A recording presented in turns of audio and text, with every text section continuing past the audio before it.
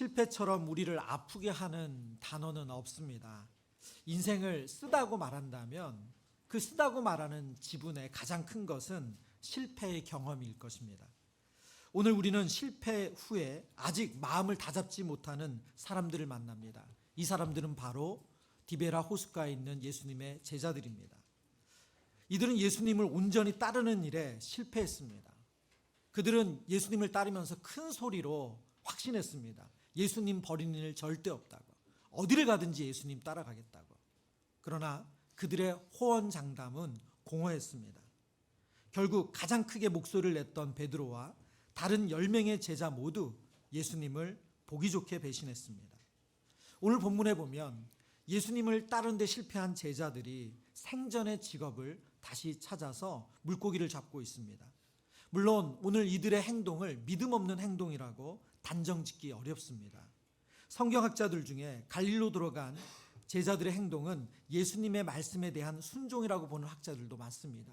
이유는 예수님이 부활한 후에 갈릴리에 먼저 가 있겠다고 말씀하셨기 때문입니다. 오늘 본문에 보면 제자들이 이제 업으로 돌아가서 고기를 잡고 있는데 이 고기를 잡는 일에도 실패하는 것을 성경이 우리에게 보여주고 있습니다. 성경은 의도적으로 그들이 고기잡이에 실패했다는 것을 강조합니다. 3절 후반부에 보면 배에 올랐으나 그날 밤에 아무것도 잡지 못하였더니, 그들이 밤에 이제 고기를 잡기 위해서 한밤을 다 보냈습니다. 밤에 고기를 잡는 것은 어부들에게 일상입니다. 왜냐하면 낮에는 그늘이 생기지 않기 때문에 물고기들이 잘 모이지 않습니다. 그래서 갈릴리는 밤에 고기 잡는 일이 일상이었습니다. 그러나 그들이 그날 밤 아무것도 잡지 못했대요. 5절에 보니까 예수님이 누구신지 아직 알지 못하는 상황에서 예수님께서 그들에게 묻습니다. 얘들아, 너희에게 고기가 있느냐? 제자들이 대답합니다. 없나이다. 고기 잡는 일을 업으로 삼는 업으로 하더라도 매일 만선의 기쁨을 누리지 못할 겁니다. 그러나 오늘 본문은 의도적으로 강조해서 그들이 물고기 잡는 것, 그들이 예수님을 떠나서 지금 하고 있는 일이 실패하고 있다, 이것을 강조하며 보여주고 있습니다. 본문을 묵상해 보면 꼭 예수님께서 이 디베라 호수와 그리고 이 모든 상황을 꼭 제자들의 실패와 좌절을 치료하기 위한 커다란 세트장처럼 활용하는 것을 우리가 볼 수가 있습니다. 본문에 등장하는 사건이나 그리고 예수님이 그들을 위해서 건네는 말씀, 그들을 위해서 준비한 모든 행동들은 예수님과 제자들이 함께했던 일들을 기억하게 하고요. 그리고 제자들이 예수님을 배신했던 것을 떠오르게 합니다. 디베라 호숫가에서 실패와 좌절 가운데 있는 그들을 예수님은 다시 찾으셨고 그들을 회복시켜 주셨습니다. 저는 오늘 우리의 삶도 똑같다고 생각합니다. 저와 여러분의 삶도 실패가 점철된 삶입니다. 어느 누구도 실패 없이 살지 않습니다. 이렇게 주일날 저희가 환하게 예배드리고 또 인사하며 나갑니다. 정말 겉으로 보기에는 우리 성도님들의 삶 가운데 어떤 근심도 어떤 어려움도 없는 것처럼 보이지만, 제가 우리 성도님들 가정 한 가정 한 가정을 요즘 신방하면서 참 편안하고 안정적인 가정들도 있지만 그 속에는 너무나도 많은 눈물, 아픔, 그리고 누구에게도 말하지 못하는 기도 제목이 있음을 보게 됩니다. 제자들을 다시 찾아가서 회복시키시는 예수님께서 우리의 눈물 골짜기를 찾아오셔서 우리를 회복시켜 주시는 줄 믿습니다. 제자들을 회복시키기 위해 디베라 호숫가로 찾아가신 그 예수님을 묵상하면서 하나님께서 우리를 어떻게 회복시키기를 원하시는지 그 하나님의 마음을 우리가 깨닫기를 원합니다. 회복시키시는 회복은 예수님과의 관계를 바르게 이해할 때 일어난다는 것을 알려주고 있습니다. 오늘 본문 1절부터 14절 이 긴 내용을 만약에 신문 기사의 헤드라인으로 뽑는다면, 오늘 본문의 내용을 헤드라인 기사로 뽑아낸다면 어떤 문장을 뽑아낼 수 있을까? 제가 말씀을 준비하면서 이렇게 한번 생각해 봤습니다. 부활하신 예수님, 업으로 돌아간 제자들을 만나다. 혹은 부활하신 예수님, 디베라 호숫가에서 고기 잡는 제자들 만나다. 여러분, 이 내용을 보면 제가 이렇게 내용을 뽑아낸 것은 오늘 본문의 구조 때문에 그렇습니다. 본문 1절 한 번 더 볼까요? 1절. 그 후에 예수께서 디베라 호수에서 또 제자들에게 자기를 나타내셨으니 나타내신 일은 이러하니라. 그리고 본문의 마지막 절 14절입니다. 같이 읽습니다. 이것은 예수께서 죽은 자 가운데서 살아나신 후에 세 번째로 제자들에게 나타나신 것이라. 아멘. 여러분 지금 강조한 문장을 보셔서 알지만 예수님이 나타나셨다는 것을 처음 시작하면서 반복 말씀하시고요. 그리고 14절에 한 번 더 예수님이 세 번째로 나타나셨다는 것을 강조하고 있습니다. 이렇게 성경을 기록하는 기법을 인클루지오라고 합니다. 보통 수미 쌍관이나 혹은 샌드위치 구조라고 설명하기도 하는데요. 이것은 이런 구조를 통해서 예수님이 제자들을 다시 만난 것을 강조해 주는 거죠. 예수님은 제자들을 부활하신 그 첫날 제자들이 모여있는 곳에 나타나셨습니다. 그러나 그때 안타깝게도 디두모라 하는 도마가 그 자리에 없었죠. 그래서 한 주 후인 주일에 다시 도마가 있는 자리에서 예수님 나타나셔서 도마에게 예수님 못 박힌 손과 그리고 창에 찔린 허리를 보여주시고 믿음을 가질 수 있도록 도와주셨습니다. 그리고 오늘 본문 세 번째 사건이라는 거예요. 그럼 오늘 본문에 예수님은 제자들을 만나셔서 무엇을 하셨는가? 제자들 입장을 생각해 볼까요? 제자들은 예수님을 별 만날 면목이 없어요. 왜냐하면 예수님 따르겠다고, 예수님 위해서 목숨도 바치겠다고 그렇게 큰 소리 쳤지만 그들은 예수님을 부인했고 예수님을 떠났습니다. 거기에 베드로는 예수님을 저주까지 했어요. 그런데 오늘 본문에 보면 예수님은 제자들을 대하시는데 이전과 동일하세요. 전혀 바뀐 것이 없어요. 제자들과 함께 예수님은 식사를 나누세요. 3년 동안 동고동락하시면서 예수님은 제자들과 늘 공동체적으로 식사를 하셨습니다. 그런데 오늘 본문에서도 제자들과 함께 그 식사를 나누세요.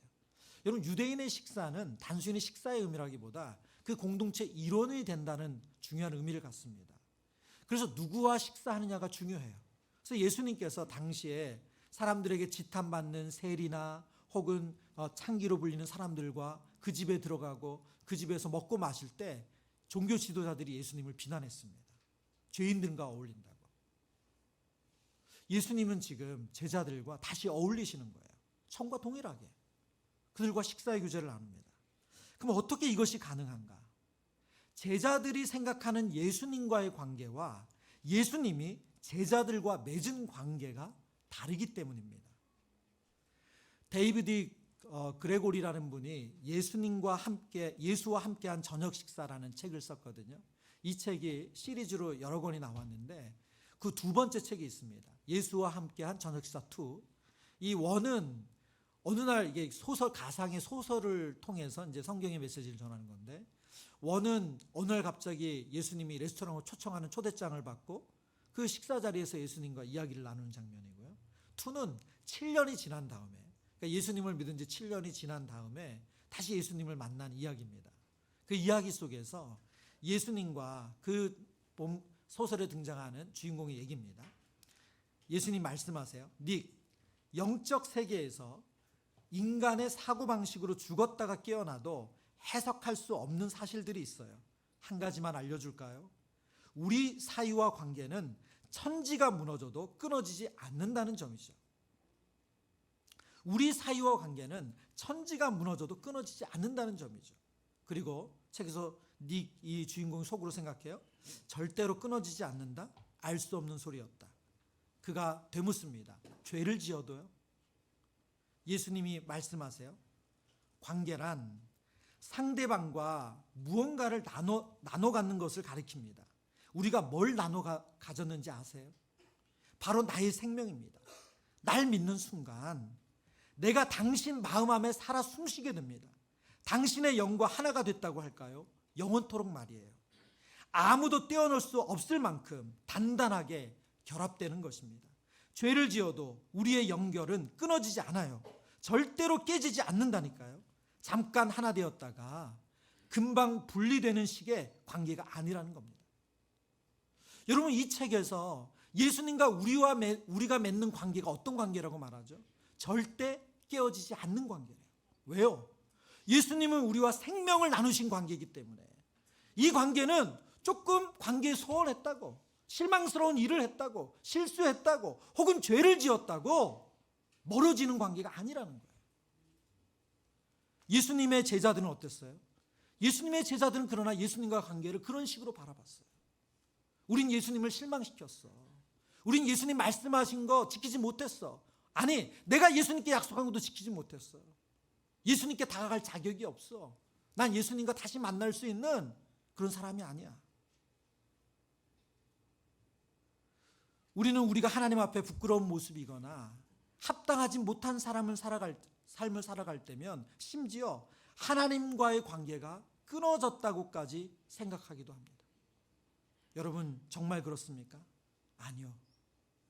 우리와 생명을 나누신 예수님은, 십자가와 부활을 통해서 우리와 생명을 나누신 예수님은 저와 여러분과의 관계를 절대 끊어지지 않는 관계라고 말씀하세요. 로마서 8장의 말씀입니다. 로마서 8장 35절과 38절, 39절의 말씀. 우리 너무나도 익숙한 말씀이지만 소리내서 같이 읽어봅니다. 누가 우리를 그리스도의 사랑에서 끊으리요? 환난이나 공고나 박해나 기근이나 적신이나 위험이나 칼이랴. 내가 확신하노니 사망이나 생명이나 선사들이나 권세자들이나 현재일이나 장래일이나 능력이나 높음이나 깊음이나 다른 어떤 피조물이라도 우리를 우리 주 아멘. 누가 우리를 그리스도의 사랑에서 끊으리요? 우리를 우리 주 그리스도 예수 안에 있는 하나님의 사랑에서 끊을 수 없으리라. 이것이 생명을 나눠주신 예수님이 우리와 맺는 관계래요. 조금 잘하고 못하고 그것으로 이 관계가 결정되는 것이 아니래요. 우리는 우리의 행위가 예수님과 맺는 관계에 영향을 준다고 생각합니다. 그러나 예수님은 그렇지 않다고 말씀하세요. 물론 우리의 행위는 예수님과의 관계 속에서 누려야 한 영적인 유익을 제대로 못 누리게 방해하기도 합니다. 그러나 그 관계를 훼손하거나 망가뜨리지 않아요. 여러분, 회복은 어디서부터 시작합니까? 예수님이 우리와 어떤 관계를 맺으셨다는지를 바로 아는 데서 시작하는 거예요. 예수님은 저와 여러분이 어떤 잘못을 해도, 어떤 실수를 해도 언제든지 사랑할 준비가 되어 계시고 그 마음이 변함이 없으시대요. 그것을 아는 데서 우리의 회복이 시작됩니다.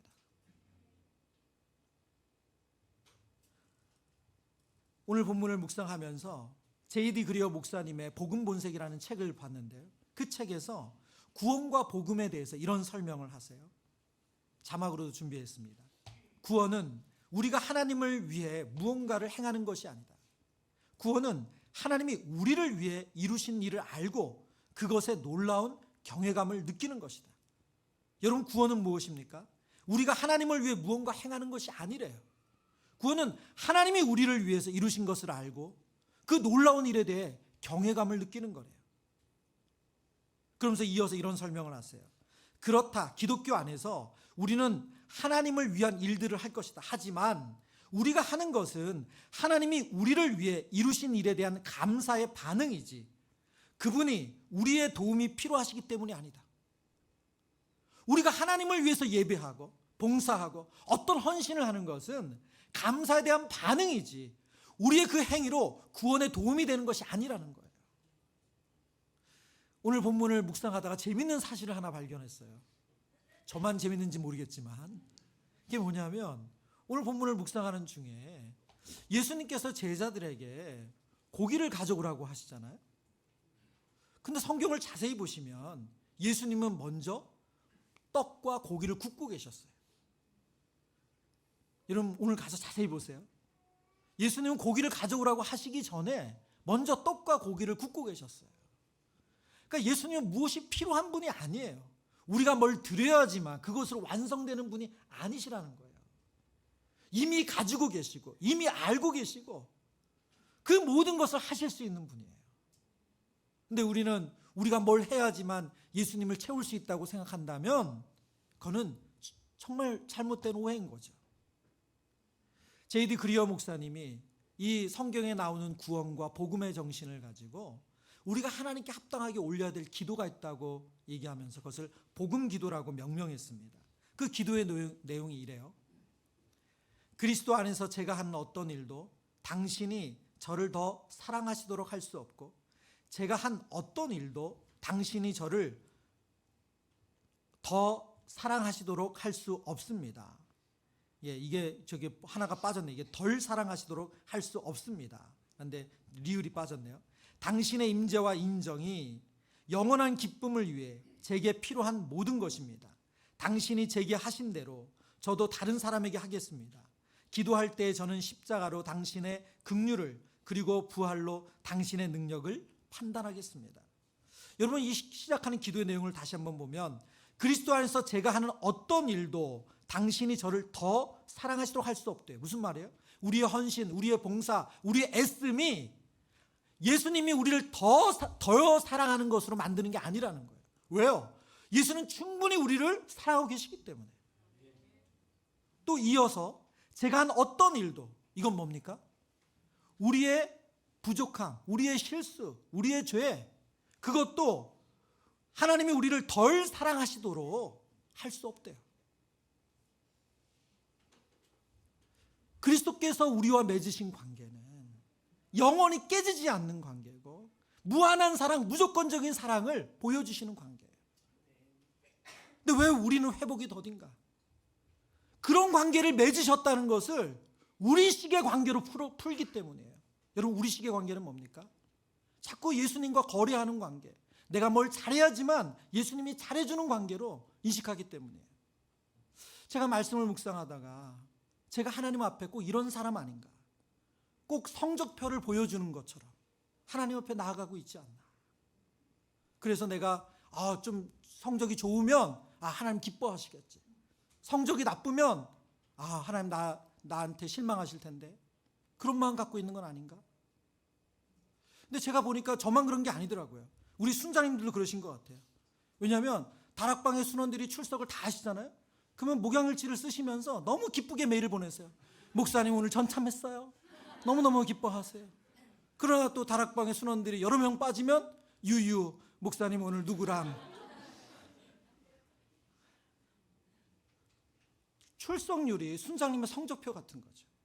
담임 목사에게는 예배의 출석 인원이 성적표 같은 거고, 여러분은 어떤 게 여러분이 하나님 앞에 성적표를 받는 심정으로 나아가는 내용입니까? 일주일에 내가 아이들에게 몇 번 화를 냈는가? 아이를 키우는 우리 어머님들은 그거 가지고 많이 속상해 하시더라고요.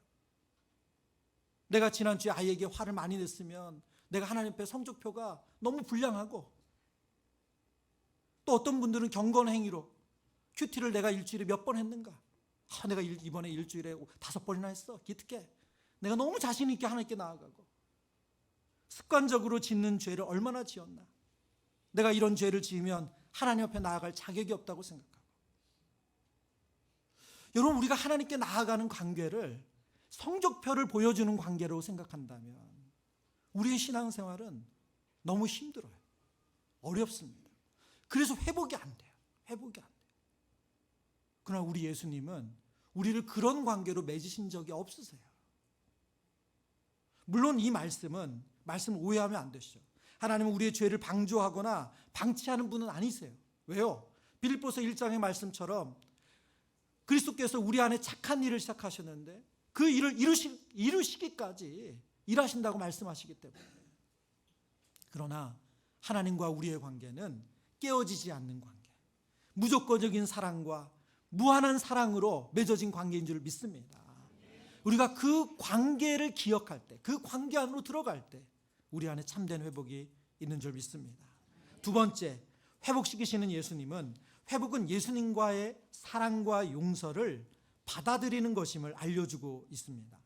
오늘 본문 5절부터 7절의 말씀 제가 읽겠습니다. 예수께서 이르시되 얘들아 너희에게 고기가 있느냐? 대답하되 없나이다. 6절입니다. 이르시되 그물을 배 오른편에 던지라. 그리하면 잡으리라 하시니 이에 던졌더니 물고기가 많아 그물을 들 수 없더라. 7절을 함께 읽겠습니다. 예수께서 사랑하시는 그 제자가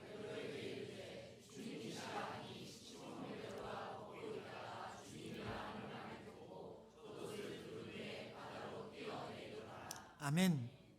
저는 오늘 말씀을 묵상하는 중에 이 본문의 이 내용 5절부터 7절의 내용을 읽다가 너무나도 감동을 받았습니다. 가장 감동스러운 장면은 뭐냐면 제자들이 밤새도록 정말 밤새도록 이 그물질을 했지만 물고기를 얻지 못했다가 예수님 하시는 말씀에 순종해서 오른편에 던졌더니 너무나도 큰 물고기를 얻게 됐잖아요. 그리고 그 즉시 오늘 본문의 요한복음을 기록한 저자인 사도 요한이 전에도 그런 경험이 있었기 때문에 바로 그 즉시 주님이시다, 예수님이시다 그렇게 외쳤어요. 근데 그 이야기를 듣자마자 사도 베드로가 자기가 벗어났던 겉옷을 취해서 물로 뛰어들어서 예수님을 향해 달려가는 모습이에요. 이 장면이 너무너무 감동적이더라고요. 왠지 아세요? 지금 베드로는 예수님이 어떤 분인지, 예수님이 자신을 용서하시고 예수님이 자신을 사랑하시는 분으로 인정하고 있는 거예요. 그렇지 않았다면 베드로는 예수님 앞에 이렇게 당당하게 바로 나아가지 못합니다. 오늘 이 본문의 내용이 베드로 안에 예수님을 어떻게 생각하고 있는지를 알려주기 때문에 너무나도 감동이 되었습니다. 제가 본문을 묵상하다가 이런 상상을 좀 해봤어요. 여러분도 성경을 보면서 좀 상상해 보시면 도움이 됩니다. 어떤 상상이냐면 제가 만약 영화를 만드는 연출자라면 이 사건, 이 디베라 호숫가에 예수님을 만나는 이 장면 앞에 꼭 이런 장면을 넣겠다. 어떤 장면이냐면 베드로가 끊임없이 우울해하는 거예요. 내가 예수님 그때 내가 정말 배신한다고 말씀 안 했어야 되는데, 내가 예수님 저주까지는 하지 말았어야 되는데, 내가 그 밤에 그냥 따라가지 말았어야 되는데, 끊임없이 자기 머리를 찢으면서 내가 후회하는 그 장면. 그 다음에 오늘의 장면이 있다면 여러분 얼마나 지금 이 베드로의 변화가 우리에게 극적으로 느껴지겠어요? 저에게 이 장면이 가장 인상 깊었던 이유는 베드로를 찾아오신 예수님을 베드로가 자기 연민이나 자기 행위에 집착하지 않고 바로 그 예수님의 사랑과 용서를 그대로 받아들이고 있기 때문입니다. 예수님은 저와 여러분을 사랑하시고 용서하시는 줄 믿습니다. 필 라이큰 목사님의 책 사랑한다면 예수님처럼이라는 책에 보면 베드로가 용서받은 사건을 제대로 이해하려면 먼저 베드로가 저지른 죄의 본질과 범위를 정확하게 알아야 된다고 이야기하세요.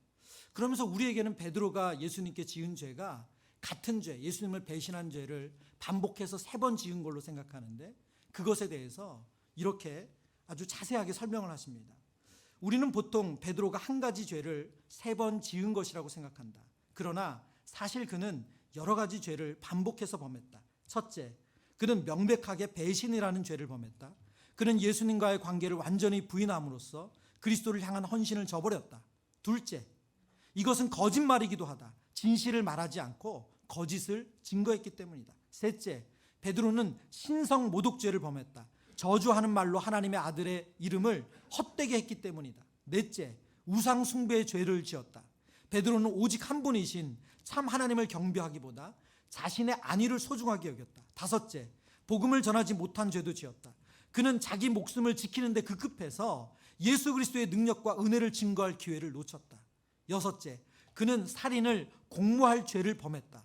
죽음 앞에 선 결백한 일을 위해 목소리를 높이지 못할 망정 그와 아무런 관련이 없다고 주장했기 때문이다. 여러분, 필 라이큰 목사님이 지금 베드로가 지은 죄가 이렇게 많다, 우리가 생각하는 것보다 더 많다라고 설명하는 이유는 무엇일까요? 여러분, 자신의 죄의 크기, 죄의 범위를 제대로 알 때 자신이 받은 사랑과 용서를 제대로 깨달을 수 있기 때문에 그렇습니다. 죄가 큰 곳에 은혜가 크다는 말, 죄가 많은 곳에 은혜가 많다는 말은 똑같이 적용됩니다. 필 라이큰 목사님이 베드로가 범한 죄의 정확한 본질과 범위를 생각한다면 똑같이 오늘날 성도 안에 베드로가 있다는 사실을 인정하지 않을 수 없다고 말해요. 왜냐하면 우리도 동일한 죄를 거듭 범하고 있고 다른 사람에게 더 괜찮은 사람에게 보이려고 진실이 아닌 거짓을 말하고 또 복음을 전할 기회가 있지만 어떻게 해서든 어떻게 말할지 몰라서 피하거나 혹은 다른 사람들의 반응이 두려워서 복음을 전하지 않기 때문이라고 설명합니다. 결국 저와 여러분이 베드로와 똑같다는 거죠. 그런데 성경을 보면 예수님은 그런 베드로를 사랑과 용서로 처음부터 끝까지 대하셨습니다. 누가복음 22장에 보면 베드로가 예수님을 부인하는 장면이 나와요. 그 장면을 이렇게 기록합니다. 누가복음 22장 61절입니다. 주께서 돌이켜 베드로를 보시니 베드로가 주의 말씀 곧 오늘 닭 울기 전에 내가 3번 나를 부인하리라 하심이 생각나서 62절입니다. 밖에 나가서 심히 통곡하니라. 여러분 61절 한 번 더 보시겠어요? 61절. 주께서 돌이켜 누구를 보셨어요? 베드로를 보셨어요. 주께서 돌이켜 베드로를 보실 이때가 언제냐? 베드로가 예수님을 저주하며 부인할 때예요. 그때 예수님이 베드로를 보셨어요. 아마 영화 연출자라면 예수님의 눈과 베드로의 눈이 마주치는 것을 보여줬을 거예요. 여러분, 그럼 예수님은 베드로를 어떤 마음으로 보셨을까요? 저러고도 인간이야? 나를 따른다고 할 수 있어? 예수님이 그렇게 비난하는 마음으로, 정죄하는 마음으로, 증오하는 마음으로 그렇게 제자인 베드로를 보셨을까요? 여러분, 어떤 마음으로 보셨을까요? 안타깝고 사랑의 마음으로 보시지 않았을까요? 나는 다 이해해. 나는 너의 연약함을 다 알아. 여러분, 그런 눈으로 보시지 않았을까요? 저는 그렇다고 확신합니다. 왜요? 요한복음 13장 1절에 예수께서 제자들을 사랑하시되 끝까지 사랑하신다고 말씀하셨기 때문이에요. 예수님은 베드로가 부인할 것을 미리 아셨어요. 그리고 그가 그 연약함에 빠져서 예수님을 부인할 뿐만이 아니라 저주하는 그 순간에 베드로를 바라보셨어요. 근데 그것은 정죄의 눈, 판단의 눈이 아니라 사랑의 눈이고 용서의 눈이에요. 오늘 저와 여러분에게도 동일하게 예수님 그렇게 보신 줄 믿습니다. 십자가에서 예수님을 못 박는 사람들을 향해서 주님, 저들의 죄를 용서해 주세요. 저들이 무엇하는지 알지 못합니다. 그 용서하시는 예수님이 부인하는 베드로를 바라보시며 판단하고 정죄하고 비난의 눈으로 봤다고 생각하는 것은 맞지 않습니다. 누가복음 5장에 보면 베드로가 예수님을 오늘 이 고기잡이 할 때 만난 것처럼 똑같이 만나는 사건이 하나 기록되어 있어요. 누가복음 5장 8절입니다. 시몬 베드로가 이를 보고 예수의 무릎 아래에 엎드려 이르되, 같이 읽어볼까요? 뒤에 본문은 주여 나를 떠나소서 나는 죄인이로소이다 하니. 여러분, 지금 이 사건은 똑같은 기적의 사건입니다. 이 사건도 제자들과 베드로가 밤이 새도록 수고했지만 물고기를 아무것도 건지지 못했어요. 예수님 말씀에 순종해서 그물이 찢어질 정도로 많은 물고기를 거뒀습니다. 근데 그때 베드로가 보인 반응은 뭐죠? 주여 나를 떠나소서예요. 주여 나를 떠나소서 나는 죄인입니다. 왜요? 예수님이 보이신 그 기적을 행하시는 그 모습이 너무 두려웠기 때문에, 하나님이 보내신 거룩한 분이라고 생각했기 때문에 자신을 떠나라고 얘기해요. 그러나 오늘 본문에 똑같은 기적을 경험한 베드로는 어떻습니까? 주님이시다. 사도 요한의 말을 듣자마자 겉옷을 두르고 물 위에 뛰어들어서 예수님을 향해 갑니다. 왜요? 예수님이 그를 사랑으로, 예수님이 그를 용서로 받아주심을 알기 때문입니다. 여러분, 우리의 회복은 예수님의 이 사랑과 용서를 수용하는 거예요. 오늘 본문의 말씀 중에 우리에게 아주 인상적인 그림으로 남아있는 장면이 있습니다. 그게 뭐냐면 예수님께서 제자들에게 떡과 물고기를 구워주셔서 와서 조반을 먹으라 주시는 장면이에요. 근데 이 장면 가운데 사용된 단어가 있습니다. 숯불이라는 단어예요. 이 숯불이라는 단어는 성경에서, 특별히 요한복음에서는 딱 2번 쓰였습니다. 언제 쓰였을까요? 한 번은 요한복음 21장 오늘 이 본문이고, 또 한 번은 요한복음 18장에 베드로가 가야바의 대제사장의 집의 뜰에서 예수님을 부인할 때, 숯불을 쬐고 부인할 때 쓰였던 것이 바로 숯불이라는 단어예요. 성경은 의도적으로 베드로가 예수님을 부인하는 그 장면을 오늘 예수님께서 베드로를 치유하시고 회복하시고 용서하시는 이 장면에 그대로 사용하고 있습니다. 예수님 어떤 분이세요? 우리를 사랑과 용서로 대하시는 분이세요. 그 예수님의 마음을 수용할 때 우리 안에 참된 회복이 있습니다. 말씀을 정리합니다. 여러분, 성경이 말씀하시는 회복은 우리가 얼마나 애쓰냐 노력하느냐의 문제가 아니래요. 우리 회복은 어디로부터 출발합니까? 예수님과 우리가 어떤 관계인지를 바르게 아는 거예요. 어떤 관계예요? 생명을 나눠준 관계로 절대 깨어지지 않는 관계예요. 저와 여러분이 어떤 잘못, 어떤 실수를 했어도 하나님 앞에 언제든지 나갈 수 있는 사랑과 용서를 받는 관계라고 말씀하고 있습니다. 그런데 실상 우리의 신앙생활 모습을 보면 너무 우리 안에는 경직된 태도가 참 많습니다. 저는 그게 제 자신이라는 것을 부인할 수가 없어요. 제가 지난 한 주를 참 힘들게 좀 보냈어요. 힘들게 보낸 것은 제가 고난주간 특세를 지나간 이후로 몸이 잘 회복이 되질 않아요. 예.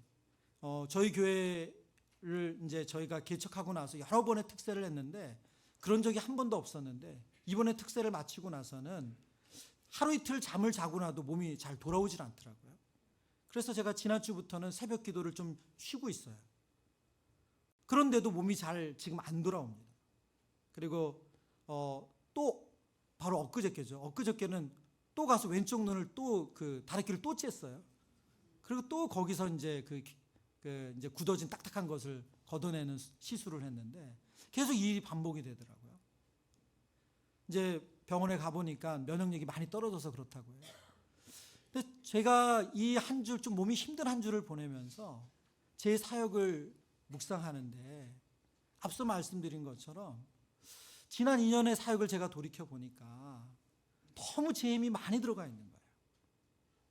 이것은 하나님이 시작하신 일이고 하나님이 이루신 일인데 이것도 내가 해야 되고 저것도 내가 해야 되고 그리고 성도들이 이것을 말씀하시면 아 그래 이것도 해야지 저걸 말씀하면 저것도 해야지 어떤 것도 거절하지 않고 내가 할 수 있는 것처럼 다 넙죽넙죽 사역을 시작했더라고요.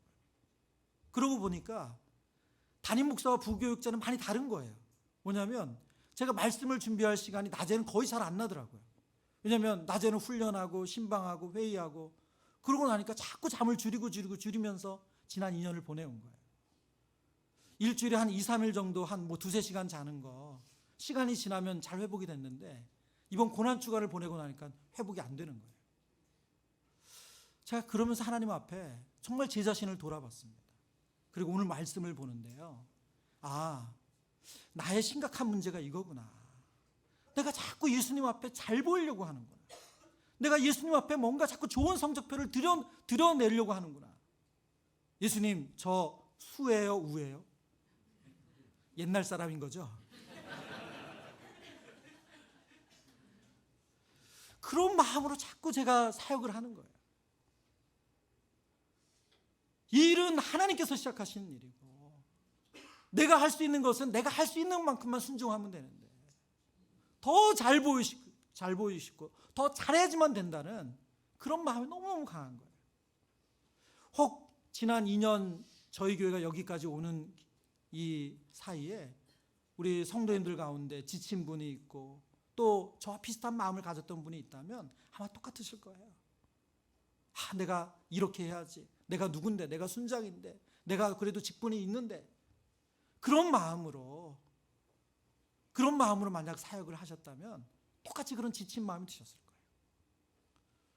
저희 교회가 이제 3년째로 들어가는 오늘 우리가 거듭났으면 좋겠습니다. 저를 비롯해서 정말 저희가 거듭났으면 좋겠어요. 누구에게 보이려고, 하나님께 보이려고가 아니라 하나님이 맺어주신 그 깨어지지 않는 관계 속에서 참된 회복을 누리는 은혜가 있기를 축원합니다. 그 안에서 자유하기를 축원해요. 네. 저에게 제일 안 되는 게 뭔지 아세요? 못해요, 안 해요. 못해요, 안 해요를 제가 해본 적이 거의 없어요. 웬만하면 해요. 웬만하면 가능합니다. 제가 사역하면서 늘 그랬던 것 같아요. 근데 제가 어제 못해요를 했어요. 뭔지 아세요? 우리 순자님들 야외 모임 가는데 제가 가서 못 가요. 왜냐하면 거기 따라갔다가는 설교 준비가 안 될 것 같더라고요. 이전에는 그거 다 하고 잠을 줄여가면서 한두 시간 자고 하지. 그런데 안 되겠더라고요. 그래서 제가 어제 정말 저희 교회 사역하면서 뭐 이전에 있었는지 모르지만 모태오를 했어요. 저한테는 너무 힘든 일이었어요. 근데 여러분, 그것도 가능해야죠. 왜요? 그게 우리를 회복케 하니까요. 예수님과의 그 깨어지지 않는 관계 속에서 우리가 그 자유함이, 우리가 그 하나님 주시는 평안이 있어야 돼요. 이제 하나님께서 세워가신 수원 꿈꾸는 교회, 하나님께서 저희 교회를 세우셨고 앞으로도 인도해 주실 걸 믿습니다.